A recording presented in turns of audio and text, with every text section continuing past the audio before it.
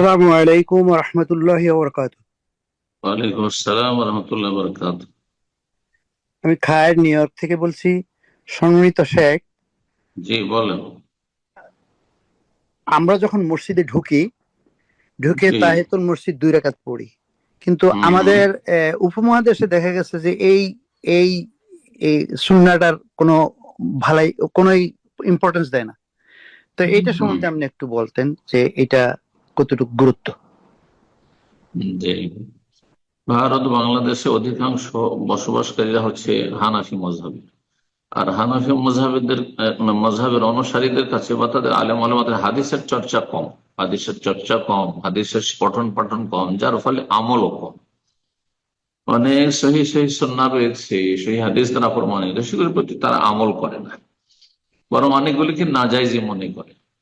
যেমন মাগরিবের আজান একামতের মাঝখানে কেউ যদি নামাজ পড়ে এটাকে নাজায়েজ মনে করে হানাফি সমাজে। অথচ সহিহ সহিহ হাদিস রয়েছে এইরকম তাহিয়াতুল মসজিদ, মসজিদ সালামের সালাত আহলে হাদিস মসজিদ গুলিতে আছে।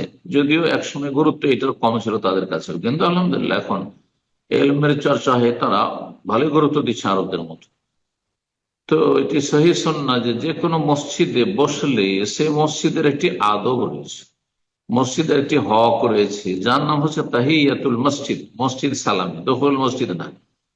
এই দখল মসজিদ পরিভাষাটি এটি ভুল ভাষা। মসজিদ প্রবেশ, দখল মসজিদ মসজিদ পরিবেশ, মসজিদ পরিবেশ কি? তো তাহিয়াতুল মসজিদ, মসজিদ সালামের সলাৎ। সালাত তাহিয়াতুল মসজিদ, মসজিদ সালামি। জি। যেমন কারোর সাথে দেখা সাক্ষাৎ হলে সালাম দেন, ঠিক তেমন মসজিদে আপনি বসবেন তো আপনি 2 রাকাত সালাত পড়ে বসেন। নবী সাল্লাল্লাহু আলাইহি ওয়াসাল্লাম প্রসিদ্ধ ইযা দাখালা আহাদুকুমুল মসজিদা, তোমাদের যে কেউ যখন মসজিদে, যখন যে কোনো সময় মসজিদে প্রবেশ করুক, ফালা ইয়াজলিস, অতক্ষণ বসবে না, হাত্তা ইউসাল্লি রাকাতাইন, যতক্ষণ 2 রাকাত না পড়ে নেবে, হাত্তা ইয়ারকা রাকাতাইন, যতক্ষণ 2 রাকাত না আদায় করে নেবে। বিভিন্ন ভাষায় হাদিস গুলো রয়েছে। আল্লাহ যেন সহিহ সুন্নাহ মোতাবেক আমলের তৌফিক দান করেন। এই সুন্নাহটি আমাদের দেশে একসময় মৃত সুন্নাত ছিল, জেগে উঠেছে আলহামদুলিল্লাহ।